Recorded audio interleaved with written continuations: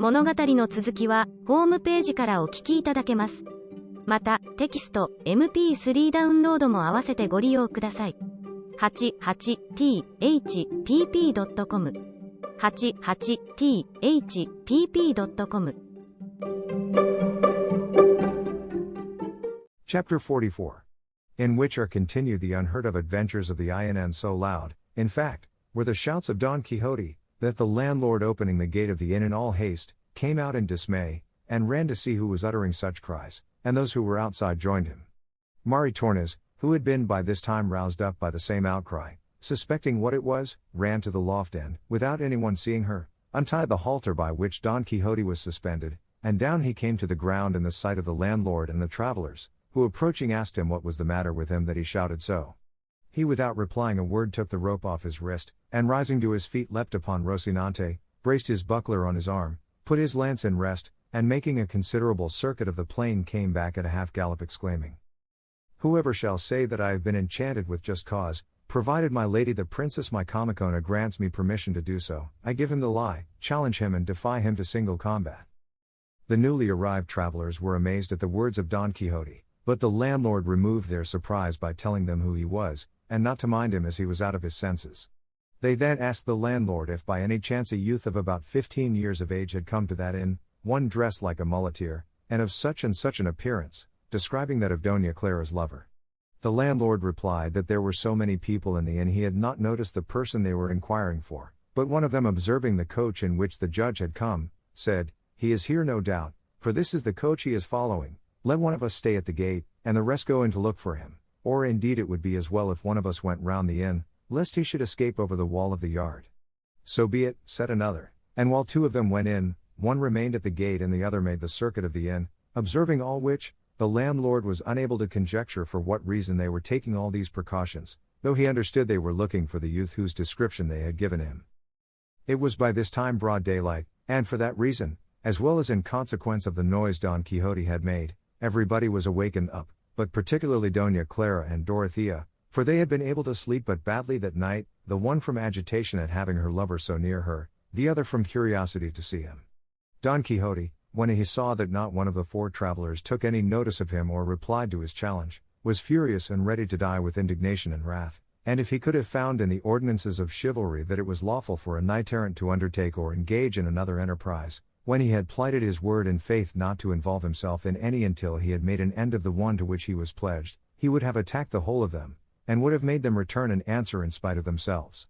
But considering that it would not become him nor be right, to begin any new emprise until he had established Micomicona in her kingdom, he was constrained to hold his peace and wait quietly to see what would be the upshot of the proceedings of those same travelers, one of whom found the youth they were seeking lying asleep by the side of a muleteer, without a thought of anyone coming in search of him, much less finding him. The man laid hold of him by the arm, saying, "It becomes you well indeed, Señor Don Luis, to be in the dress you wear, and well the bed in which I find you agrees with the luxury in which your mother reared you." The youth rubbed his sleepy eyes and stared for a while at him who held him, but presently recognized him as one of his father's servants, at which he was so taken aback that for some time he could not find or utter a word, while the servant went on to say, "There is nothing for it now, Señor Don Luis, but to submit quietly and return home, unless it is your wish that my lord, your father, should take his departure for the other world, for nothing else can be the consequence of the grief he is in at your absence." "But how did my father know that I had gone this road and in this dress?" said Don Luis. "It was a student to whom you confided your intentions," answered the servant, "that disclosed them. Touched with pity at the distress he saw your father suffer on missing you, he therefore dispatched 4 of his servants in quest of you, and here we all are at your service, better pleased than you can imagine that we shall return so soon and be able to restore you to those eyes that so yearn for you." "That shall be as I please, or as heaven orders," returned Don Luis. "What can you please or heaven order," said the other, "except to agree to go back? Anything else is impossible." All this conversation between the two was overheard by the muleteer at whose side Don Luis lay, and rising, he went to report what had taken place to Don Fernando, Cardenio, and the others, who had by this time dressed themselves, and told them how the man had addressed the youth as Don, and what words had passed, and how he wanted him to return to his father, which the youth was unwilling to do. With this, and what they already knew of the rare voice that heaven had bestowed upon him, they all felt very anxious to know more particularly who he was, and even to help him if it was attempted to employ force against him, so they hastened to where he was still talking and arguing with his servant. Dorothea at this instant came out of her room, followed by Doña Clara all in a tremor, and calling Cardenio aside, she told him in a few words the story of the musician and Doña Clara, and he at the same time told her what had happened, how his father's servants had come in search of him. But in telling her so, he did not speak low enough but that Doña Clara heard what he said, at which she was so much agitated that had not Dorothea hastened to support her she would have fallen to the ground. Cardenio then bade Dorothea return to her room, as he would endeavor to make the whole matter right, and they did as he desired. All the four who had come in quest of Don Luis had now come into the inn and surrounded him, urging him to return and console his father at once and without a moment's delay. He replied that he could not do so on any account until he had concluded some business in which his life, honor, and heart were at stake. The servants pressed him, saying that most certainly they would not return without him, and that they would take him away whether he liked it or not. "You shall not do that," replied Don Luis, "unless you take me dead, though however you take me, it will be without life." By this time most of those in the inn had been attracted by the dispute, but particularly Cardenio, Don Fernando, his companions, the judge, the curate, the barber and Don Quixote, for he now considered there was no necessity for mounting guard over the castle any longer. Cardenio, being already acquainted with the young man's story, asked the men who wanted to take him away, what object they had in seeking to carry off this youth against his will. "Our object," said one of the four, "is to save the life of his father, who is in danger of losing it through this gentleman's disappearance." Upon this Don Luis exclaimed, "There is no need to make my affairs public here. I am free, and I will return if I please, and if not, none of you shall compel me." "Reason will compel your worship," said the man, "and if it has no power over you, it has power over us, to make us do what we came for, and what it is our duty to do." "Let us hear what the whole affair is about," said the judge at this, but the man, who knew him as a neighbor of theirs, replied, "Do you not know this gentleman, Señor Judge? He is the son of your neighbor, who has run away from his father's house in a dress so unbecoming his rank, as your worship may perceive."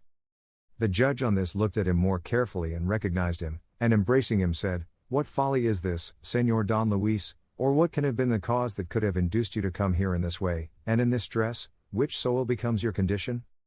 Tears came into the eyes of the young man, and he was unable to utter a word in reply to the judge, who told the four servants not to be uneasy, for all would be satisfactorily settled, and then taking Don Luis by the hand, he drew him aside and asked the reason of his having come there. But while he was questioning him they heard a loud outcry at the gate of the inn, the cause of which was that two of the guests who had passed the night there, seeing everybody busy about finding out what it was the four men wanted, had conceived the idea of going off without paying what they owed, but the landlord, who minded his own affairs more than other people's, caught them going out of the gate and demanded his reckoning, abusing them for their dishonesty with such language that he drove them to reply with their fists, and so they began to lay on him in such a style that the poor man was forced to cry out and call for help. The landlady and her daughter could see no one more free to give aid than Don Quixote, and to him the daughter said, "Sir Knight, by the virtue God has given you, help my poor father, for two wicked men are beating him to a mummy." To which Don Quixote very deliberately and phlegmatically replied, "Fair damsel, at the present moment your request is inopportune, for I am debarred from involving myself in any adventure until I have brought to a happy conclusion one to which my word has pledged me, but that which I can do for you is what I will now mention. Run and tell your father to stand his ground as well as he can in this battle, and on no account to allow himself to be vanquished, while I go and request permission of the princess my Comicona to enable me to succor him in his distress, and if she grants it, rest assured I will relieve him from it." "Sinner that I am," exclaimed Maritornes, who stood by, "before you have got your permission my master will be in the other world."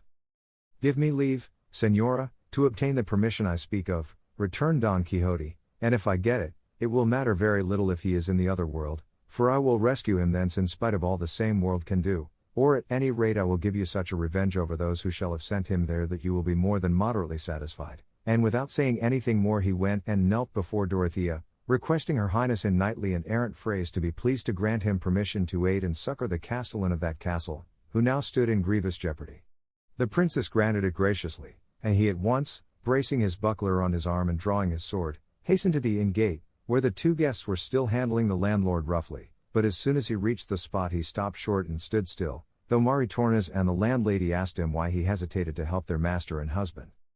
"I hesitate," said Don Quixote, "because it is not lawful for me to draw sword against persons of squirely condition, but call my squire Sancho to me, for this defense and vengeance are his affair and business." Thus matters stood at the inn gate, where there was a very lively exchange of fisticuffs and punches, to the sword damage of the landlord and to the wrath of Maritornes, the landlady, and her daughter, who were furious when they saw the pusillanimity of Don Quixote, and the hard treatment their master, husband and father was undergoing. But let us leave him there, for he will surely find someone to help him, and if not, let him suffer and hold his tongue who attempts more than his strength allows him to do. And let us go back 50 paces to see what Don Luis said in reply to the judge whom we left questioning him privately as to his reasons for coming on foot and so meanly dressed. To which the youth, pressing his hand in a way that showed his heart was troubled by some great sorrow, and shedding a flood of tears, made answer. Senor, I have no more to tell you than that from the moment when, through heaven's will and our being near neighbors, I first saw Doña Clara, your daughter and my lady, from that instant I made her the mistress of my will, and if yours, my true lord and father, offers no impediment, this very day she shall become my wife. For her I left my father's house, and for her I assumed this disguise, to follow her whithersoever she may go, as the arrow seeks its mark or the sailor the pole star.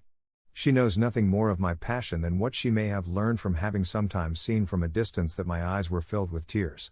You know already, Senor, the wealth and noble birth of my parents, and that I am their sole heir. If this be a sufficient inducement for you to venture to make me completely happy, accept me at once as your son, for if my father, influenced by other objects of his own, should disapprove of this happiness I have sought for myself, time has more power to alter and change things, than human will. With this the love-smitten youth was silent, while the judge, after hearing him, was astonished, perplexed, and surprised, as well at the manner and intelligence with which Don Luis had confessed the secret of his heart, as at the position in which he found himself, not knowing what course to take in a matter so sudden and unexpected. All the answer, therefore, he gave him was to bid him to make his mind easy for the present, and arrange with his servants not to take him back that day so that there might be time to consider what was best for all parties.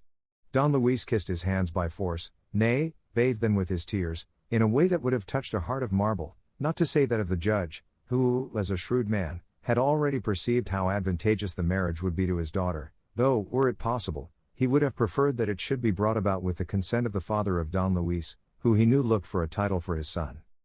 The guests had by this time made peace with the landlord, for, by persuasion and Don Quixote's fair words more than by threats, they had paid him what he demanded, and the servants of Don Luis were waiting for the end of the conversation with the judge and their master's decision, when the devil, who never sleeps, contrived that the barber, from whom Don Quixote had taken Mambrino's helmet and Sancho Panza the trappings of his ass in exchange for those of his own, should at this instant enter the inn, which said barber, as he led his ass to the stable, observed Sancho Panza engaged in repairing something or other belonging to the pack saddle, and the moment he saw it he knew it, and made bold to attack Sancho, exclaiming, Ho, sir thief, I have caught you. Hand over my basin and my pack saddle, and all my trappings that you robbed me of. Sancho, finding himself so unexpectedly assailed, and hearing the abuse poured upon him, seized the pack saddle with one hand, and with the other gave the barber a cuff that bathed his teeth in blood. The barber, however, was not so ready to relinquish the prize he had made in the pack saddle. On the contrary, he raised such an outcry that everyone in the inn came running to know what the noise and quarrel meant. Here, in the name of the king and justice, he cried, this thief and highwayman wants to kill me for trying to recover my property. You lie, said Sancho, I am no highwayman, it was in fair war my master Don Quixote won these spoils. Don Quixote was standing by at the time, highly pleased to see his squire's stoutness, both offensive and defensive, and from that time forth he reckoned him a man of mettle, and in his heart resolved to dub him a knight on the first opportunity that presented itself, feeling sure that the order of chivalry would be fittingly bestowed upon him. In the course of the altercation, among other things the barber said, Gentlemen, this pack saddle is mine as surely as I owe God a death, and I know it as well as if I had given birth to it, and here is my ass in the stable who will not let me lie, only try it, and if it does not fit him like a glove, call me a rascal, and what is more, the same day I was robbed of this, they robbed me likewise of a new brass basin, never yet handselled, that would fetch a crown any day. At this Don Quixote could not keep himself from answering, and interposing between the two, and separating them, he placed the pack saddle on the ground, to lie there in sight until the truth was established, and said, Your worships may perceive clearly and plainly the error under which this worthy squire lies when he calls a basin which was, is, and shall be the helmet of Mambrino which I won from him in fair war, and made myself master of by legitimate and lawful possession. With the pack saddle I do not concern myself, but I may tell you on that head that my squire Sancho asked my permission to strip off the caparison of this vanquished poltroon steed, and with it adorn his own. I allowed him, and he took it, and as to its having been changed from a caparison into a pack saddle, I can give no explanation except the usual one, that such transformations will take place in adventures of chivalry. To confirm all which, run, Sancho my son, and fetch hither the helmet which this good fellow calls a basin. Egad, master, said Sancho, if we have no other proof of our case than what your worship puts forward, Mambrino's helmet is just as much a basin as this good fellow's caparison is a pack saddle. Do as I bid thee, said Don Quixote, it cannot be that everything in this castle goes by enchantment. Sancho hastened to where the basin was, and brought it back with him, and when Don Quixote saw it, he took hold of it and said, Your worships may see with what a face this squire can assert that this is a basin and not the helmet I told you of, and I swear by the order of chivalry I profess, that this helmet is the identical one I took from him, without anything added to or taken from it. There is no doubt of that, said Sancho, for from the time my master won it until now he has only fought one battle in it, when he let loose those unlucky men in chains, and if it had not been for this basin helmet he would not have come off over well that time, for there was plenty of stone throwing in that affair. Chapter 45. In which the doubtful question of Mambrino's helmet and the pack saddle is finally settled, with other adventures that occurred in truth and earnest. What do you think now, gentlemen, said the barber, of what these gentles say when they want to make out that this is a helmet? And whoever says the contrary, said Don Quixote, I will let him know he lies if he is a knight, and if he is a squire that he lies again 1,000 times. Our own barber, who was present at all this, and understood Don Quixote's humor so thoroughly, took it into his head to back up his delusion and carry on the joke for the general amusement, so addressing the other barber he said, Señor Barber, or whatever you are, you must know that I belong to your profession too, and have had a license to practice for more than 20 years, and I know the implements of the barber craft, every one of them, perfectly well, and I was likewise a soldier for some time in the days of my youth, and I know also what a helmet is, and a morion, and a headpiece with a visor, and other things pertaining to soldiering, I meant to say to soldiers' arms, and I say, saving better opinions and always with submission to sounder judgments, that this piece we have now before us, which this worthy gentleman has in his hands, not only is no barber's basin, but is as far from being one as white as from black, and truth from falsehood. I say, moreover, that this, although it is a helmet, is not a complete helmet. Certainly not, said Don Quixote, for half of it is wanting, that is to say the beaver. It is quite true, said the curate, who saw the object of his friend the barber, and Cardenio, Don Fernando and his companions agreed with him, and even the judge, if his thoughts had not been so full of Don Luis's affair, would have helped to carry on the joke, but he was so taken up with the serious matters he had on his mind that he paid little or no attention to these facetious proceedings. God bless me, exclaimed there but the barber at this, is it possible that such an honorable company can say that this is not a basin but a helmet? Why, this is a thing that would astonish a whole university, however wise it might be. That will do, if this basin is a helmet, why, then the pack saddle must be a horse's caparison, as this gentleman has said. To me it looks like a pack saddle, said Don Quixote, but I have already said that with that question I do not concern myself. As to whether it be pack saddle or caparison, said the curate, it is only for Señor Don Quixote to say, for in these matters of chivalry all these gentlemen and I bow to his authority. By God, gentlemen, said Don Quixote, so many strange things have happened to me in this castle on the 2 occasions on which I have sojourned in it, that I will not venture to assert anything positively in reply to any question touching anything it contains, for it is my belief that everything that goes on within it goes by enchantment. The first time, an enchanted Moor that there is in it gave me sore trouble, nor did Sancho fare well among certain followers of his, and last night I was kept hanging by this arm for nearly 2 hours, without knowing how or why I came by such a mishap.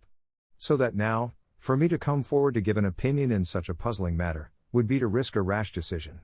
As regards the assertion that this is a basin and not a helmet I have already given an answer, but as to the question whether this is a pack saddle or a caparison I will not venture to give a positive opinion, but will leave it to your worship's better judgment. Perhaps as you are not dubbed knights like myself, the enchantments of this place have nothing to do with you, and your faculties are unfettered, and you can see things in this castle as they really and truly are, and not as they appear to me. There can be no question, said Don Fernando on this, but that Señor Don Quixote has spoken very wisely, and that with us rests the decision of this matter, and that we may have surer ground to go on, I will take the votes of the gentlemen in secret, and declare the result clearly and fully. To those who were in on the secret of Don Quixote's humor all this afforded great amusement, but to those who knew nothing about it, it seemed the greatest nonsense in the world, in particular to the 4 servants of Don Luis, as well as to Don Luis himself, and to 3 other travelers who had by chance come to the inn, and had the appearance of officers of the Holy Brotherhood, as indeed they were, but the one who above all was at his wits' end was the barber whose basin, there before his very eyes, had been turned into Mombrino's helmet, and whose pack-saddle he had no doubt whatever was about to become a rich caparison for a horse. All laughed to see Don Fernando going from one to another collecting the votes, and whispering to them to give him their private opinion whether the treasure over which there had been so much fighting was a pack-saddle or a caparison. But after he had taken the votes of those who knew Don Quixote, he said aloud, "The fact is, my good fellow, that I am tired collecting such a number of opinions, for I find that there is not one of whom I ask what I desire to know, who does not tell me that it is absurd to say that this is the pack-saddle of an ass, and not the caparison of a horse, nay, of a thoroughbred horse. So you must submit, for, in spite of you and your ass, this is a caparison and no pack-saddle, and you have stated and proved your case very badly." "May I never share heaven," said the poor barber, "if your worships are not all mistaken, and may my soul appear before God as that appears to me a pack-saddle and not a caparison. But, laws go, I say no more, and indeed I am not drunk, for I am fasting, except it be from sin." The simple talk of the barber did not afford less amusement than the absurdities of Don Quixote, who now observed, "There is no more to be done now than for each to take what belongs to him, and to whom God has given it, may St. Peter add his blessing."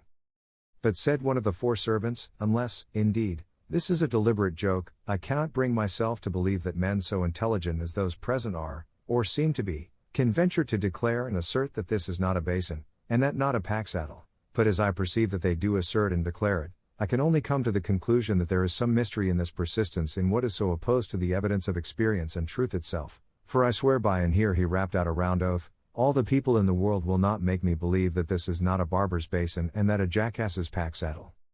"It might easily be a she-ass's," observed the curate. "It is all the same," said the servant, "that is not the point, but whether it is or is not a pack-saddle, as your worships say." On hearing this, one of the newly arrived officers of the Brotherhood, who had been listening to the dispute and controversy, unable to restrain his anger and impatience, exclaimed, "It is a pack-saddle as sure as my father is my father, and whoever has said or will say anything else must be drunk." "You lie like a rascally clown," returned Don Quixote, and lifting his pike, which he had never let out of his hand, he delivered such a blow at his head that, had not the officer dodged it, it would have stretched him at full length. The pike was shivered in pieces against the ground, and the rest of the officers, seeing their comrade assaulted, raised a shout, calling for help for the Holy Brotherhood. The landlord, who was of the fraternity, ran at once to fetch his staff of office and his sword, and ranged himself on the side of his comrades. The servants of Don Luis clustered round him, lest he should escape from them in the confusion. The barber, seeing the house turned upside down, once more laid hold of his pack-saddle, and Sancho did the same. Don Quixote drew his sword and charged the officers. Don Luis cried out to his servants to leave him alone and go and help Don Quixote, and Cardenio and Don Fernando, who were supporting him. The curate was shouting at the top of his voice, the landlady was screaming, her daughter was wailing, Maritornes was weeping, Dorothea was aghast, Lucinda terror-stricken, and Doña Clara in a faint. The barber cudgeled Sancho, and Sancho pommeled the barber. Don Luis gave one of his servants, who ventured to catch him by the arm to keep him from escaping, a cuff that bathed his teeth in blood. The judge took his part. Don Fernando had got one of the officers down and was belaboring him heartily. The landlord raised his voice again, calling for help for the Holy Brotherhood, so that the whole inn was nothing but cries, shouts, shrieks, confusion, terror, dismay, mishaps, sword cuts, fisticuffs, cudgellings, kicks, and bloodshed. And in the midst of all this chaos, complication, and general entanglement, Don Quixote took it into his head that he had been plunged into the thick of the discord of a Grammant's camp, and, in a voice that shook the inn like thunder, he cried out, "Hold all, let all sheathe their swords, let all be calm and attend to me as they value their lives."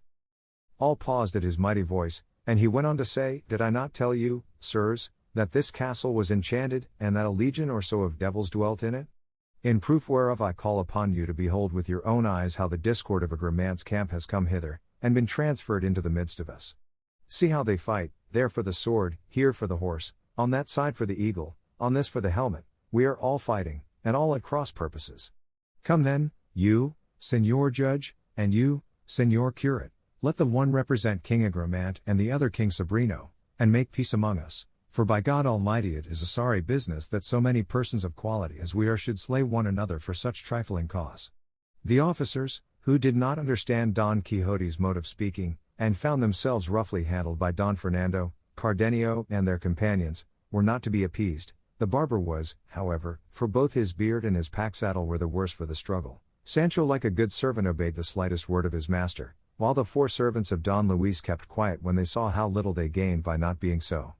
The landlord alone insisted upon it that they must punish the insolence of this madman, who at every turn raised a disturbance in the inn, but at length the uproar was stilled for the present. The pack saddle remained a caparison till the day of judgment, and the basin a helmet and the inn a castle in Don Quixote's imagination. All having been now pacified and made friends by the persuasion of the judge and the curate, the servants of Don Luis began again to urge him to return with them at once, and while he was discussing the matter with them, the judge took counsel with Don Fernando, Cardenio and the curate as to what he ought to do in the case, telling them how it stood, and what Don Luis had said to him. It was agreed at length that Don Fernando should tell the servants of Don Luis who he was, and that it was his desire that Don Luis should accompany him to Andalusia, where he would receive from the Marquis his brother the welcome his quality entitled him to, for, otherwise, it was easy to see from the determination of Don Luis that he would not return to his father at present, though they tore him to pieces. On learning the rank of Don Fernando and the resolution of Don Luis, the 4 then settled it between themselves that 3 of them should return to tell his father how matters stood, and that the other should remain to wait upon Don Luis, and not leave him until they came back for him, or his father's orders were known. Thus by the authority of Agramant and the wisdom of King Sobrino all this complication of disputes was arranged, but the enemy of concord and hater of peace, feeling himself slighted and made a fool of, and seeing how little he had gained after having involved them all in such an elaborate entanglement, resolved to try his hand once more by stirring up fresh quarrels and disturbances. It came about in this wise: the officers were pacified on learning the rank of those with whom they had been engaged, and withdrew from the contest, considering that whatever the result might be they were likely to get the worst of the battle. But one of them, the one who had been thrashed and kicked by Don Fernando, recollected that among some warrants he carried for the arrest of certain delinquents, he had one against Don Quixote, whom the Holy Brotherhood had ordered to be arrested for setting the galley slaves free, as Sancho had, with very good reason, apprehended. Suspecting how it was, then, he wished to satisfy himself as to whether Don Quixote's features corresponded, and taking a parchment out of his bosom he lit upon what he was in search of, and setting himself to read it deliberately, for he was not a quick reader, as he made out each word he fixed his eyes on Don Quixote, and went on comparing the description in the warrant with his face, and discovered that beyond all doubt he was the person described in it. As soon as he had satisfied himself, folding up the parchment, he took the warrant in his left hand and with his right seized Don Quixote by the collar so tightly that he did not allow him to breathe, and shouted aloud, "Help for the Holy Brotherhood! And that you may see I demanded in earnest, read this warrant which says this highwayman is to be arrested." The curate took the warrant and saw that what the officer said was true, and that it agreed with Don Quixote's appearance, who, on his part, when he found himself roughly handled by this rascally clown, worked up to the highest pitch of wrath, and all his joints cracking with rage, with both hands seized the officer by the throat with all his might, so that had he not been helped by his comrades he would have yielded up his life ere Don Quixote released his hold. The landlord, who had perforce to support his brother officers, ran at once to aid them. The landlady, when she saw her husband engaged in a fresh quarrel, lifted up her voice afresh, and its note was immediately caught up by Maritornes and her daughter, calling upon heaven and all present for help, and Sancho, seeing what was going on, exclaimed, "By the Lord, it is quite true what my master says about the enchantments of this castle, for it is impossible to live an hour in peace in it." Don Fernando parted the officer and Don Quixote, and to their mutual contentment made them relax the grip by which they held, the one the coat collar, the other the throat of his adversary. For all this, however, the officers did not cease to demand their prisoner and call on them to help, and deliver him over bound into their power, as was required for the service of the king and of the Holy Brotherhood, on whose behalf they again demanded aid and assistance to effect the capture of this robber and footpad of the highways. Don Quixote smiled when he heard these words, and said very calmly, "Come now, base, ill-born brood, call ye it highway robbery to give freedom to those in bondage, to release the captives, to succor the miserable, to raise up the fallen, to relieve the needy? Infamous beings, who by your vile groveling intellects deserve that heaven should not make known to you the virtue that lies in knight-errantry, or show you the sin and ignorance in which ye lie when ye refuse to respect the shadow, not to say the presence, of any knight-errant. Come now, band, not of officers, but of thieves, footpads with the license of the Holy Brotherhood, tell me who was the ignoramus who signed a warrant of arrest against such a knight as I am? Who was he that did not know that knights errant are independent of all jurisdictions, that their law is their sword, their charter their prowess, and their edicts their will? Who, I say again, was the fool that knows not that there are no letters patent of nobility that confer such privileges or exemptions as a knight-errant acquires the day he is dubbed a knight, and devotes himself to the arduous calling of chivalry? What knight-errant ever paid poll tax, duty, queen's pin money, king's dues, toll or ferry? What tailor ever took payment of him for making his clothes? What castellan that received him in his castle ever made him pay his shot? What king did not seat him at his table? What damsel was not enamored of him and did not yield herself up wholly to his will and pleasure? And, lastly, what knight-errant has there been, is there, or will there ever be in the world, not bold enough to give, single-handed, 400 cudgellings to 400 officers of the Holy Brotherhood if they come in his way? Chapter 46. Of the end of the notable adventure of the officers of the Holy Brotherhood, and of the great ferocity of our worthy knight, Don Quixote. While Don Quixote was talking in this strain, the curate was endeavoring to persuade the officers that he was out of his senses, as they might perceive by his deeds and his words, and that they need not press the matter any further, for even if they arrested him and carried him off, they would have to release him by and by as a madman, to which the holder of the warrant replied that he had nothing to do with inquiring into Don Quixote's madness, but only to execute his superior's orders, and that once taken they might let him go 300 times if they liked. For all that, said the curate, you must not take him away this time, nor will he, it is my opinion, let himself be taken away. In short, the curate used such arguments, and Don Quixote did such mad things, that the officers would have been more mad than he was if they had not perceived his want of wits, and so they thought it best to allow themselves to be pacified, and even to act as peacemakers between the barber and Sancho Panza, who still continued their altercation with much bitterness. In the end they, as officers of justice, settled the question by arbitration in such a manner that both sides were, if not perfectly contented, at least to some extent satisfied, for they changed the pack saddles, but not the girths or headstalls, and as to Mombrino's helmet, the curate, under the rose and without Don Quixote's knowing it, paid 8 reals for the basin, and the barber executed a full receipt and engagement to make no further demand then or thenceforth forevermore. Amen. These 2 disputes, which were the most important and gravest, being settled, it only remained for the servants of Don Luis to consent that 3 of them should return while 1 was left to accompany him whither Don Fernando desired to take him, and good luck and better fortune, having already begun to solve difficulties and remove obstructions in favor of the lovers and warriors of the inn, were pleased to persevere and bring everything to a happy issue, for the servants agreed to do as Don Luis wished, which gave Doña Clara such happiness that no one could have looked into her face just then without seeing the joy of her heart. Zoraida, though she did not fully comprehend all she saw, was grave or gay without knowing why, as she watched and studied the various countenances, but particularly her Spaniards, whom she followed with her eyes and clung to with her soul. The gift and compensation which the curate gave the barber had not escaped the landlord's notice, and he demanded Don Quixote's reckoning, together with the amount of the damage to his wineskins, and the loss of his wine, swearing that neither Rocinante nor Sancho's ass should leave the inn until he had been paid to the very last farthing.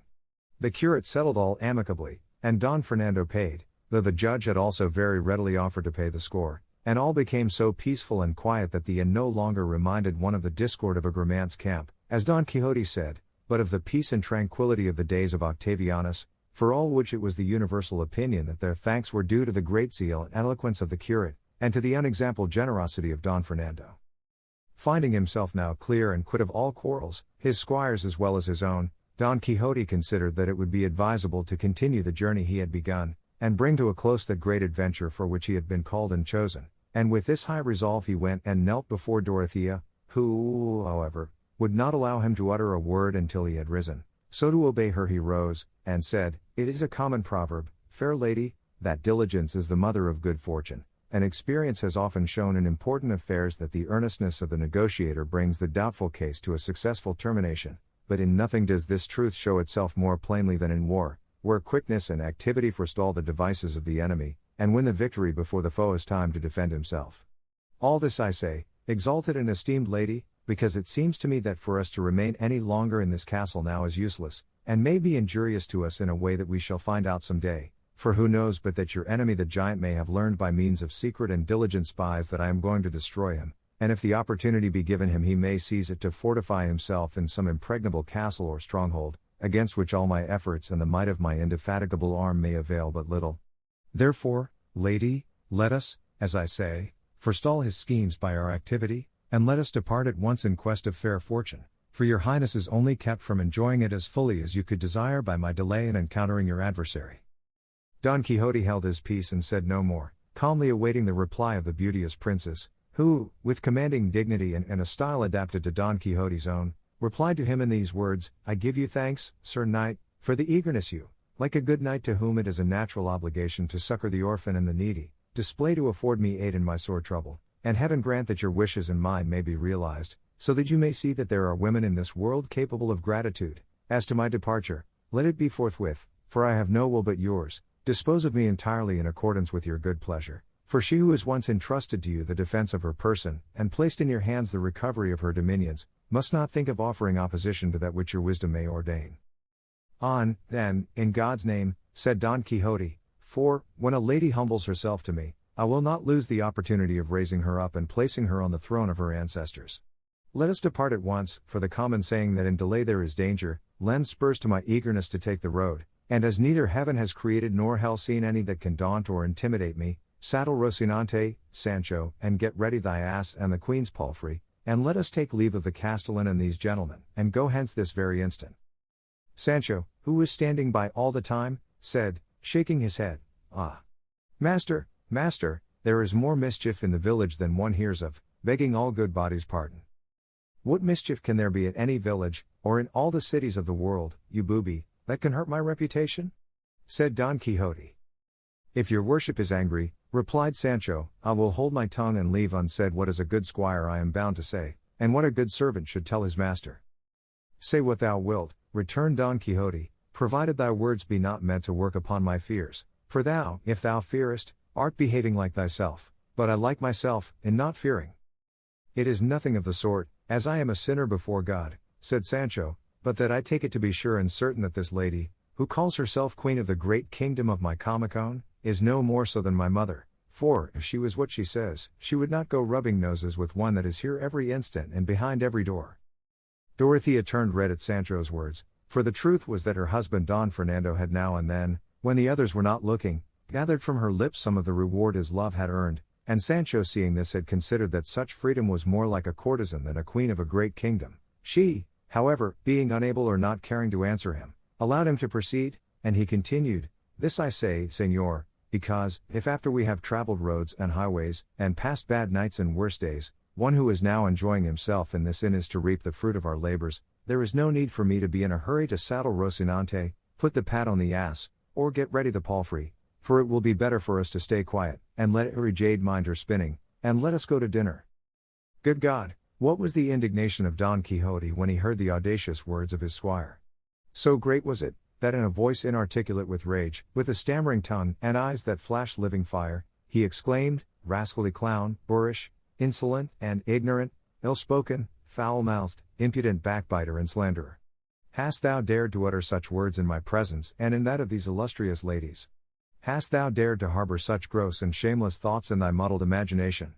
Begone from my presence, thou born monster, storehouse of lies, hoard of untruths, garner of knaveries, inventor of scandals, publisher of absurdities, enemy of the respect due to royal personages.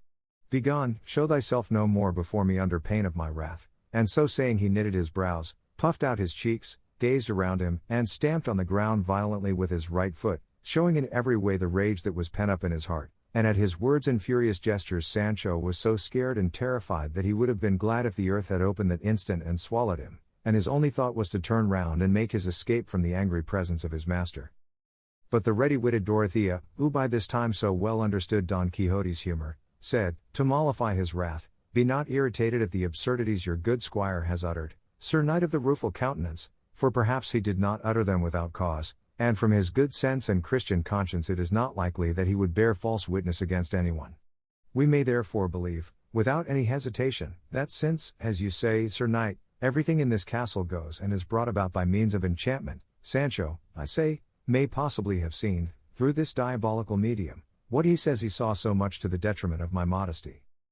"I swear by God Omnipotent," exclaimed Don Quixote at this, "your highness has hit the point, and that some vile illusion must have come before this sinner of a Sancho, that made him see what it would have been impossible to see by any other means than enchantments, for I know well enough, from the poor fellow's goodness and harmlessness, that he is incapable of bearing false witness against anybody." True, no doubt, said Don Fernando, for which reason, Señor Don Quixote, you ought to forgive him and restore him to the bosom of your favorite, sicut erat in principio, before illusions of this sort had taken away his senses. Don Quixote said he was ready to pardon him, and the curate went for Sancho, who came in very humbly, and falling on his knees begged for the hand of his master, who having presented it to him and allowed him to kiss it, gave him his blessing and said, Now, Sancho my son, thou wilt be convinced of the truth of what I have many a time told thee, that everything in this castle is done by means of enchantment. So it is, I believe, said Sancho, except the affair of the blanket, which came to pass in reality by ordinary means. Believe it not, said Don Quixote, for had it been so, I would have avenged thee that instant, or even now, but neither then nor now could I, nor have I seen anyone upon whom to avenge thy wrong. They were all eager to know what the affair of the blanket was, and the landlord gave them a minute account of Sancho's flights, at which they laughed not a little, and at which Sancho would have been no less out of countenance had not his master once more assured him it was all enchantment. For all that his simplicity never reached so high a pitch that he could persuade himself it was not the plain and simple truth, without any deception whatever about it, that he had been blanketed by beings of flesh and blood, and not by visionary and imaginary phantoms, as his master believed and protested. The illustrious company had now been 2 days in the inn, and as it seemed to them time to depart, they devised a plan so that, without giving Dorothea and Don Fernando the trouble of going back with Don Quixote to his village under pretense of restoring Queen Micomicona, the curate and the barber might carry him away with them as they proposed, and the curate be able to take his madness in hand at home, and in pursuance of their plan they arranged with the owner of an ox cart who happened to be passing that way to carry him after this fashion. They constructed a kind of cage with wooden bars, large enough to hold Don Quixote comfortably, and then Don Fernando and his companions, the servants of Don Luis, and the officers of the Brotherhood, together with the landlord, by the directions and advice of the curate, covered their faces and disguised themselves, some in one way, some in another, so as to appear to Don Quixote quite different from the persons he had seen in the castle. This done, in profound silence they entered the room where he was asleep, taking his rest after the past phrase, and advancing to where he was sleeping tranquilly, not dreaming of anything of the kind happening, they seized him firmly and bound him fast hand and foot, so that, when he awoke startled, he was unable to move, and could only marvel and wonder at the strange figures he saw before him, upon which he at once gave way to the idea which his crazed fancy invariably conjured up before him, and took it into his head that all these shapes were phantoms of the enchanted castle, and that he himself was unquestionably enchanted as he could neither move nor help himself, precisely what the curate, the concocter of the scheme, expected would happen. Of all that were there Sancho was the only one who was at once in his senses and in his own proper character, and he, though he was within very little of sharing his master's infirmity, did not fail to perceive who all these disguised figures were, but he did not dare to open his lips until he saw what came of this assault and capture of his master, nor did the latter utter a word, waiting to the upshot of his mishap, which was that bringing in the cage, they shut him up in it and nailed the bars so firmly that they could not be easily burst open.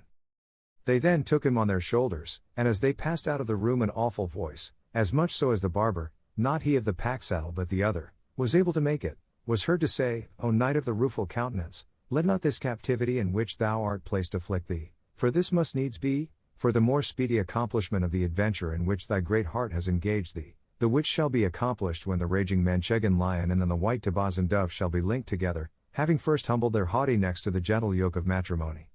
And from this marvelous union shall come forth to the light of the world brave whelps that shall rival the ravening claws of their valiant father, and this shall come to pass ere the pursuer of the flying nymph shall in his swift natural course have twice visited the starry signs. And thou, O most noble and obedient squire that ever bore sword at side, beard on face, or nose to smell with, be not dismayed or grieved to see the flower of knight-errantry carried away thus before thy very eyes, for soon, if it so please the framer of the universe, thou shalt see thyself exalted to such a height that thou shalt not know thyself, and the promises which thy good master has made thee shall not prove false, and I assure thee, on the authority of the sage Mentoroniana, that thy wages shall be paid thee, as thou shalt see in due season. Follow then the footsteps of the valiant enchanted knight, for it is expedient that thou shouldst go to the destination assigned to both of you, and as it is not permitted to me to say more, God be with thee, for I return to that place I wot of. And as he brought the prophecy to a close he raised his voice to a high pitch, and then lowered it to such a soft tone, that even those who knew it was all a joke were almost inclined to take what they heard seriously. Don Quixote was comforted by the prophecy he heard, for he at once comprehended its meaning perfectly, and perceived it was promised to him that he should see himself united in holy and lawful matrimony with his beloved Dulcinea del Toboso, from whose blessed womb should proceed the whelps, his sons, to the eternal glory of La Mancha. And being thoroughly and firmly persuaded of this, he lifted up his voice, and with a deep sigh exclaimed, O thou, whoever thou art, who hast foretold me so much good, I implore of thee that on my part thou entreat that sage enchanter who takes charge of my interests, that he leave me not to perish in this captivity in which they are now carrying me away, ere I see fulfilled promises so joyful and incomparable as those which have been now made me. For, let this but come to pass, and I shall glory in the pains of my prison, find comfort in these chains wherewith they bind me, and regard this bed whereon they stretch me, not as a hard battlefield, but as a soft and happy nuptial couch. And touching the consolation of Sancho Panza, my squire, I rely upon his goodness and rectitude that he will not desert me in good or evil fortune. For if, by his ill luck or mine, it may not happen to be in my power to give him the island I have promised, or any equivalent for it, at least his wages shall not be lost. For in my will, which is already made, I have declared the sum that shall be paid to him, measured, not by his many faithful services, but by the means at my disposal.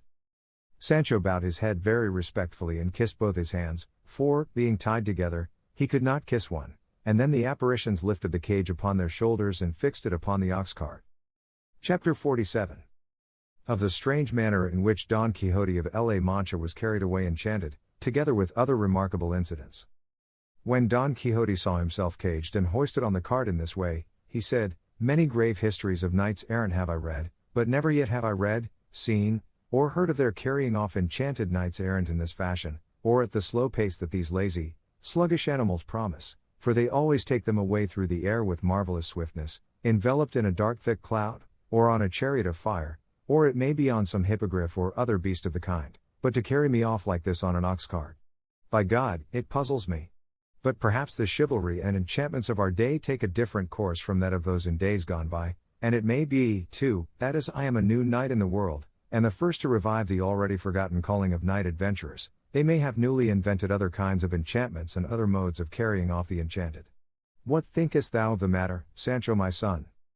I don't know what to think, answered Sancho, not being as well read as your worship in errant writings, but for all that I venture to say and swear that these apparitions that are about us are not quite Catholic. Catholic, said Don Quixote. Father of me! How can they be Catholic when they are all devils that have taken fantastic shapes to come and do this, and bring me to this condition?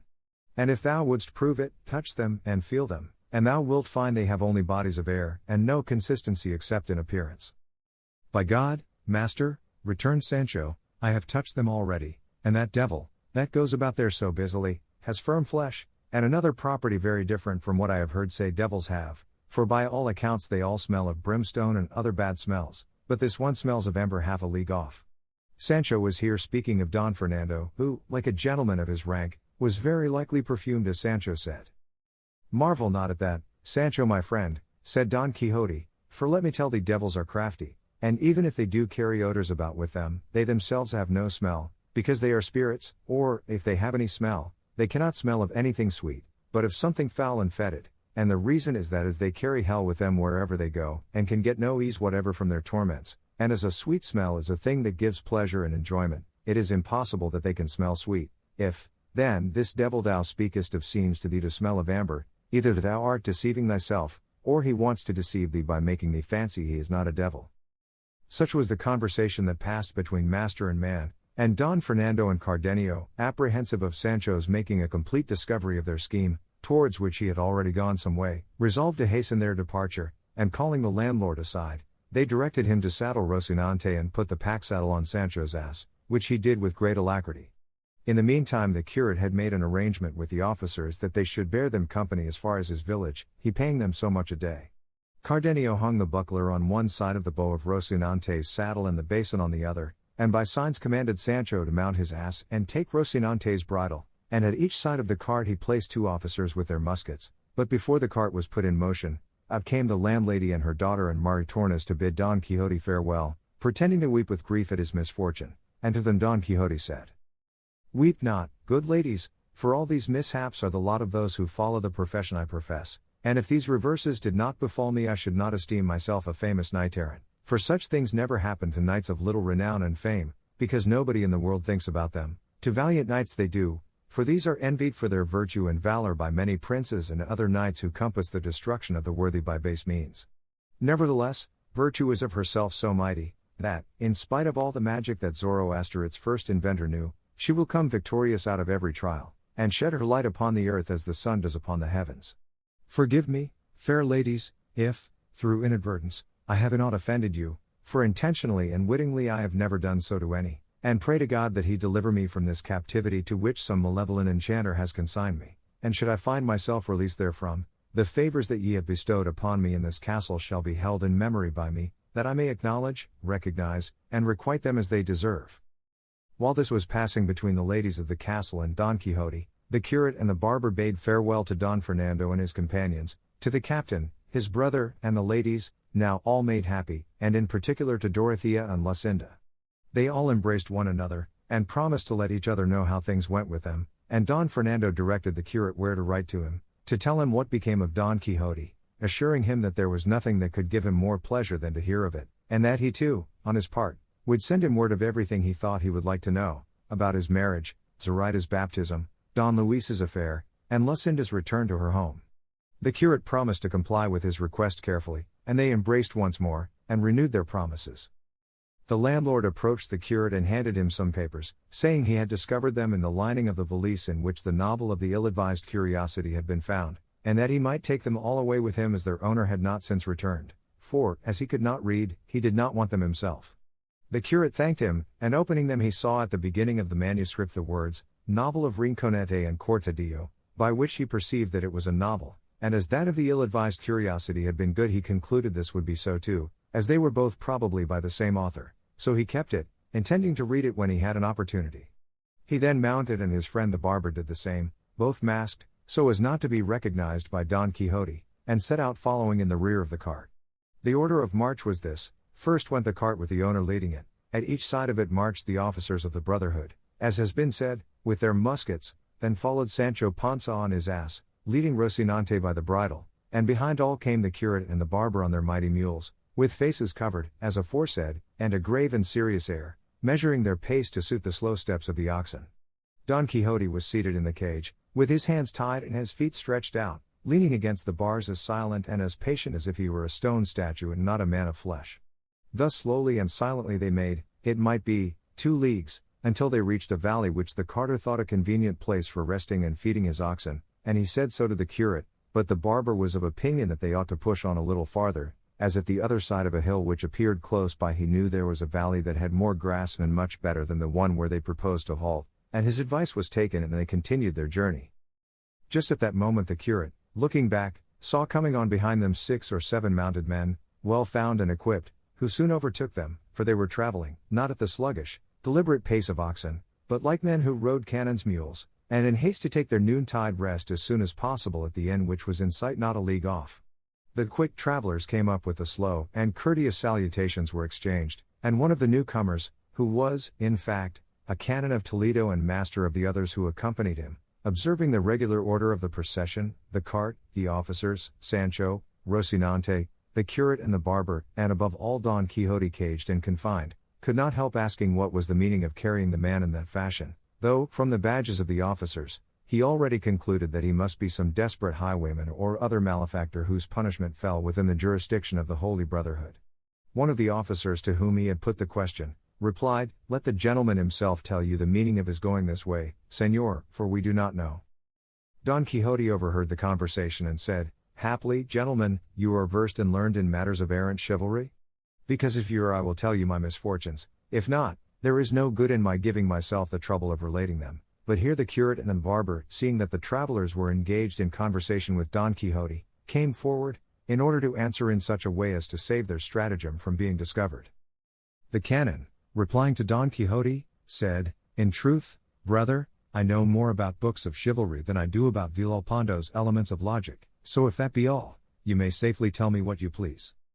"In God's name, then, Señor," replied Don Quixote, "if that be so, I would have you know that I am held enchanted in this cage by the envy and fraud of wicked enchanters, for virtue is more persecuted by the wicked than loved by the good.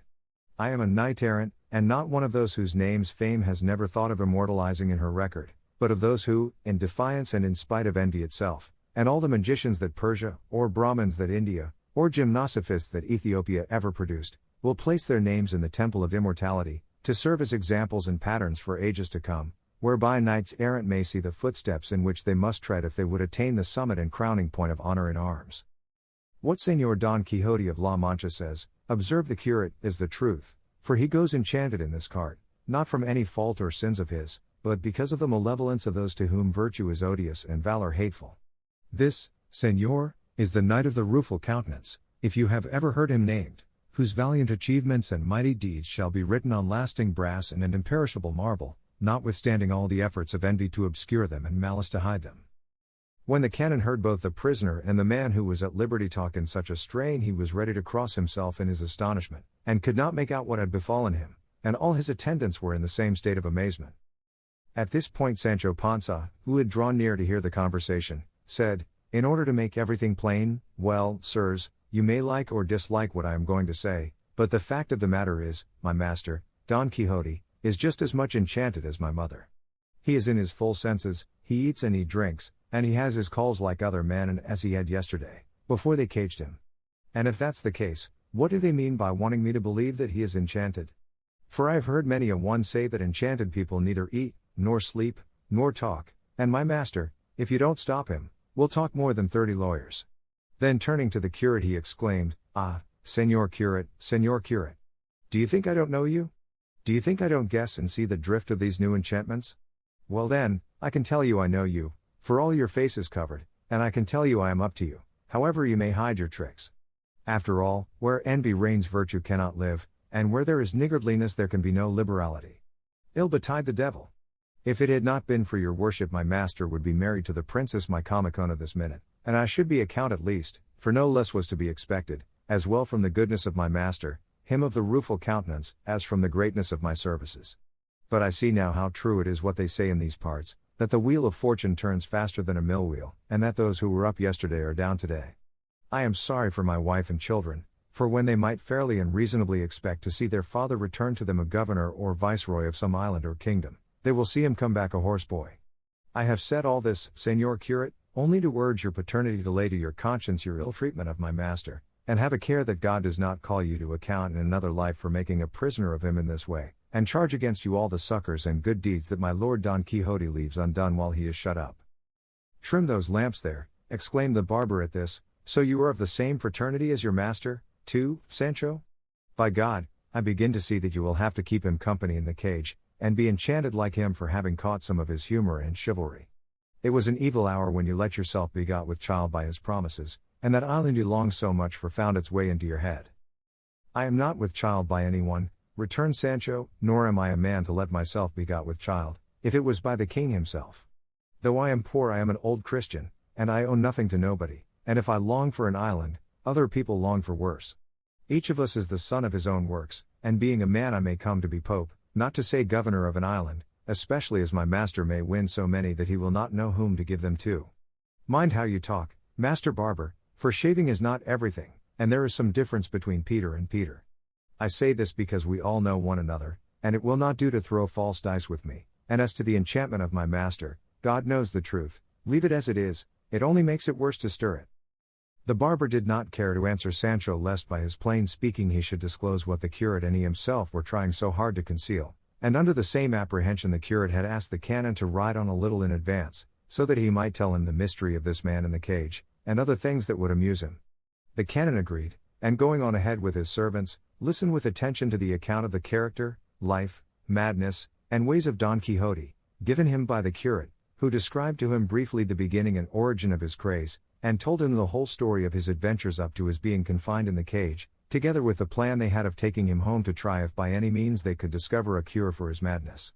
The canon and his servants were surprised anew when they heard Don Quixote's strange story, and when it was finished he said, "To tell the truth, Señor Curate, I for my part consider what they call books of chivalry to be mischievous to the state, and though, led by idle and false taste, I have read the beginnings of almost all that have been printed, I never could manage to read any one of them from beginning to end, for it seems to me they are all more or less the same thing, and one has nothing more in it than another, this no more than that.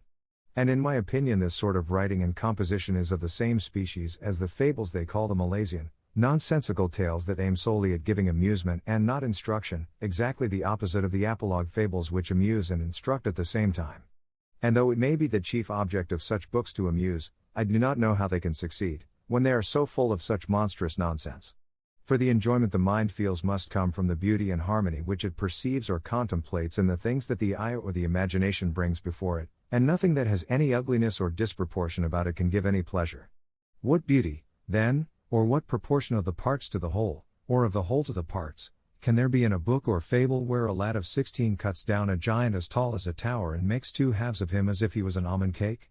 And when they want to give us a picture of a battle, after having told us that there are 1,000,000 of combatants on the side of the enemy, let the hero of the book be opposed to them, and we have perforce to believe, whether we like it or not, that the said knight wins the victory by the single might of his strong arm. And then, what shall we say of the facility with which a born queen or empress will give herself over into the arms of some unknown wandering knight? What mind, that is not wholly barbarous and uncultured, can find pleasure in reading of how a great tower full of knights sails away across the sea like a ship with a fair wind, and will be tonight in Lombardy and tomorrow morning in the land of Prester John of the Indies, or some other that Ptolemy never described nor Marco Polo saw? And if, in answer to this, I am told that the authors of books of the kind write them as fiction, and therefore are not bound to regard niceties of truth, I would reply that fiction is all the better the more it looks like truth, and gives the more pleasure the more probability and possibility there is about it. Plots in fiction should be wedded to the understanding of the reader, and be constructed in such a way that, reconciling impossibilities, smoothing over difficulties, keeping the mind on the alert, they may surprise, interest, divert, and entertain, so that wonder and delight joined may keep pace one with the other, all which he will fail to effect who shuns verisimilitude and truth to nature, wherein lies the perfection of writing. I have never yet seen any book of chivalry that puts together a connected plot complete in all its numbers, so that the middle agrees with the beginning, and the end with the beginning and middle. On the contrary, they construct them with such a multitude of members that it seems as though they meant to produce a chimera or monster rather than a well-proportioned figure. And besides all this they are harsh in their style, incredible in their achievements, licentious in their amours, uncouth in their courtly speeches, prolix in their battles, silly in their arguments, absurd in their travels, and, in short, wanting in everything like intelligent art, for which reason they deserve to be banished from the Christian commonwealth as a worthless breed. The curate listened to him attentively and felt that he was a man of sound understanding, and that there was good reason in what he said, so he told him that, being of the same opinion himself, and bearing a grudge to books of chivalry, he had burned all Don Quixote's, which were many, and gave him an account of the scrutiny he had made of them, and of those he had condemned to the flames and those he had spared, with which the canon was not a little amused, adding that though he had said so much in condemnation of these books, still he found one good thing in them, and that was the opportunity they afforded to a gifted intellect for displaying itself, for they presented a wide and spacious field over which the pen might range freely, describing shipwrecks, tempests, combats, battles, portraying a valiant captain with all the qualifications requisite to make one, showing him sagacious in foreseeing the wiles of the enemy, eloquent in speech to encourage or restrain his soldiers, ripe in counsel, rapid in resolve, as bold in biding his time as in pressing the attack, now picturing some sad tragic incident, now some joyful and unexpected event, here a beauteous lady, virtuous, wise, and modest, there a Christian knight, brave and gentle, here a lawless, barbarous braggart, there a courteous prince, gallant and gracious, setting forth the devotion and loyalty of vassals, the greatness and generosity of nobles. Or again, said he, the author may show himself to be an astronomer, or a skilled cosmographer, or musician, or one versed in affairs of state, and sometimes he will have a chance of coming forward as a magician if he likes.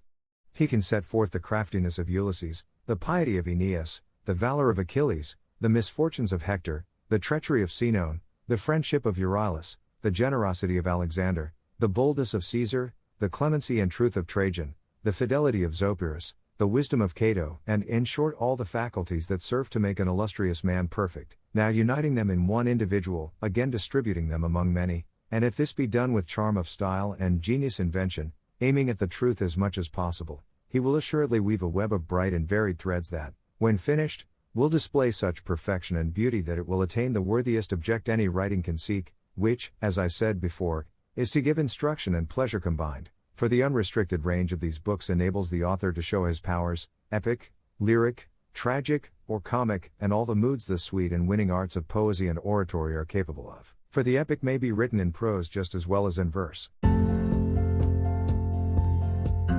英語聞き流しリスニング、英語テキストと MP3 ダウンロード、その他の物語は、ホームページからお聞きいただけます。88thpp.com 88thpp.com